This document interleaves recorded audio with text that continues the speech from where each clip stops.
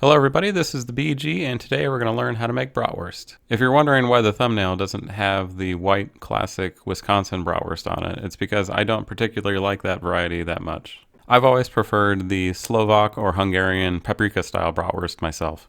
The equipment that you need depends on whether or not you want to grind your own meat and also whether you want to freeze it to eat later. If you want to grind your own meat, you'll need knives, cutting boards, and a meat grinder. If you want to save your sausage to eat later, you'll also need supplies for vacuum sealing, including a vacuum sealer, a roll of vacuum sealing bags, scissors, a ruler, and a marker. If you don't want to grind the meat or save it for later, you'll just need the basic ingredients and equipment: a mixing bowl, measuring cups and spoons, a whisk, a spatula, and a large aluminum pan. For ingredients, we're going to be working with 5 pounds of ground pork in this video. To season the meat, you'll need what you see here: Morton's kosher salt, restaurant-style coarse ground pepper, dried sage, dried rosemary, paprika, organic dark brown sugar, yellow mustard, and either ground nutmeg or a piece of whole nutmeg, depending on what you have available. To make sausage, we need to actually start with grinding the meat. If you don't have a meat grinder, you can actually just buy pre-ground pork at the store and then season it yourself, so you can skip ahead. But in this video, we're going to describe the entire process of going from taking a whole chunk of meat and cutting it up and grinding it, and then adding the seasoning to it. The first step to making sausage is cutting up the meat. What I'm showing here is a pork Boston butt. This is the very top half of the shoulder, and I like it because it has the right amount of fat to lean ratio where you don't have to weigh anything. You can just out of the box cut up this chunk of meat and have a pretty good ratio for making sausage. I'm simply cutting this chunk of meat into strips small enough to fit in the throat of the grinder. I've experimented with cutting into chunks and to strips. At least with my old number 8 size grinder, I preferred cutting in strips. I upgraded to a number 22 grinder last year, and I think it actually might do better with chunks, so I've been playing with that recently. What you need to do though is just get the meat into smaller pieces that will actually fit into the grinder. Next step is to actually grind the meat. The only thing I'm doing here is just feeding in the meat slowly. What you're looking for is to make sure that you're not backing up the grinder. You're looking to see that meat is actually progressing through the auger head and being ground.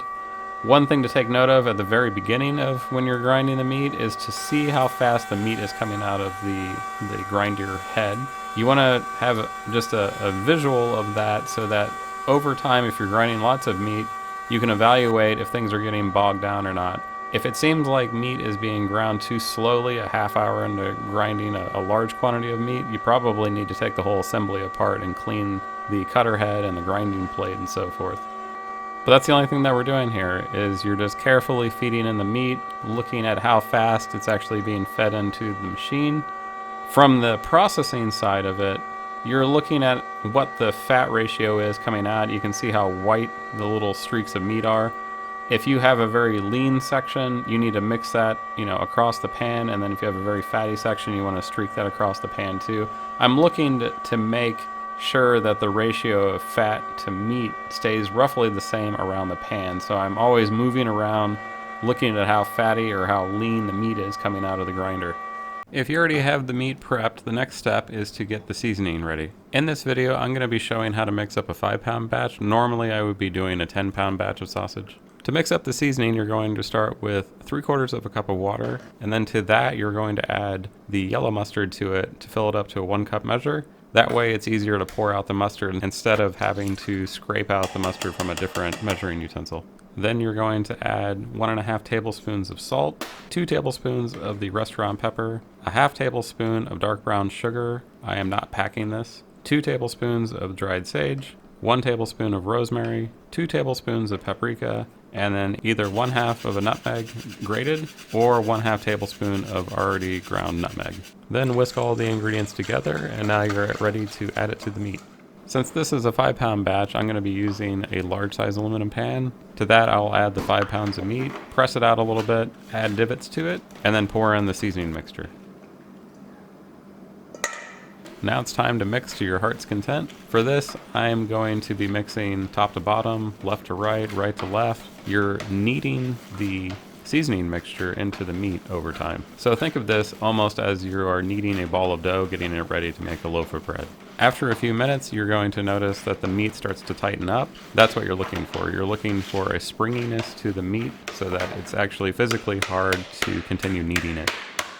The next step is to fill up the sausage stuffer. The easiest way to do this is to do it in handfuls and making sure that you pack down the meat every time you put in a new handful.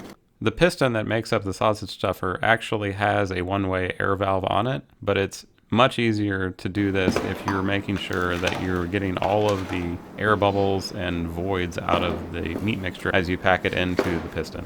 With the piston filled up with meat, the next step is to get it back into its holder, and then I'm going to crank it down until I get just a little bit of meat to come out the tip of the tube. The little bit of a nub of meat that's at the end of the tube actually makes it easier to get the casing threaded onto the horn. The next step is to get the sausage casing onto the tube. This has already been prepped, but please take a look at our previous video to show how to clean sausage casing. Learning how to thread the casing onto the horn is just something that comes with time. It's going to be messy and it's going to be annoying the first couple times you do it, but over time you'll be able to start feeling for all the bends that are occurring in the natural casing, and then being able to use your hands to correct for that as you position it, as you pull it on. What I'm feeling for is anytime that the casing seems to be getting stuck, it's because you need to reposition the center of it, and that happens every time that there's a bend in the casing, because this is a natural product and it's going to keep weaving back and forth the way that it was inside of the pig's body. Now it's time to start stuffing the casing. I am right-handed, so my right hand is going to be on the wheel to actually press down the piston, and my left hand is going to be on the end of the horn, setting tension on the casing so that it fills up at the correct pace. I'm going to pull a little bit of the casing off of the horn so I have something to hold on to so that the sausage doesn't, go out the end of the casing. Start pressing down on the piston, and then once you get, 3 to 4 inches of the casing filled up, there's enough friction inside of it that it's not going to then come out and you can let go of it at that point. At this point, then your left hand is just keeping enough tension on the horn to make sure that it is filling up the casing completely. Now, when I get to the point of twisting this is where you're going to learn how tightly you can case this sausage. Not having enough meat in the casing is not a terrible error, but overstuffing is going to be a problem because you won't be able to actually twist off any links. So over time, as you get practice doing this, you're going to be able to have an idea of how tightly you can pack this casing to have the right tension on it so that you can either do coiled sausages or linked sausages. With a couple feet of the casing stuffed, the next step is to twist off the links. The first thing I'm going to do is put down some 6-inch marks on my cutting board. With this style of casing, about a 6-inch link is a 1/4 pound. With the markings on the cutting board, you're going to stretch out the sausage and then pinch off where the 6-inch marks are and then twist the sausage around a couple times. With one of the links twisted off, you're now going to put that link all the way down to the end of your mark and then skip a link and then go to the next one. Do the same thing where you pinch off at the 6-inch marks and then give it a twist. This is the trick to doing cased sausages. For links, is you're not actually twisting every link, you're twisting every other link. With all the links made, now we can take a knife and actually cut up all the pieces. I lift up the sausage with my left hand and then use my right hand to basically slide underneath it. I don't go from the top, I go from the bottom. With all these beautiful 6-inch bratwursts made, the next step is to get them ready for the freezer. Same process we used in the other videos. I'm going to take an 8-inch wide vacuum seal roll, cut it to 10 inches in length, and then seal one side. You're going to take the other side of the bag, turn it inside out on the lip, and then slide in 4 sausages to make 1 pound of meat. Make sure the sausages are settled to the bottom of the bag in a nice flat line, and then you will seal the other end. And there you go, you have 4 sausages that are ready for the freezer, and they will keep for at least 12 months. I've had these go for 18 months, and they still stay delicious. So there you go, that is how you make a Slavic or Hungarian style bratwurst sausage. I've always preferred this manner because I like the mustard flavor along with the rosemary and the paprika. It just gives a little bit more punch to the sausage instead of having that more muted Wisconsin style white bratwurst. This is the BG keeping it square. Be brave. Make some sausage at home, everybody. Take this recipe and run with it. I'll see you next month. Thanks for watching today. We're rolling into a new season of our channel, which means it's time to shoot some new footage. Up first is one of our fall favorites, apple butter. We'll show you how to turn all those apples from the orchard into a delicious treat that you can enjoy any time of year. Subscribe to us, check out our website, and we'll see you next time on Our Final Freezer. That's it, girl. Cat in a sneaker. I'm gonna do it.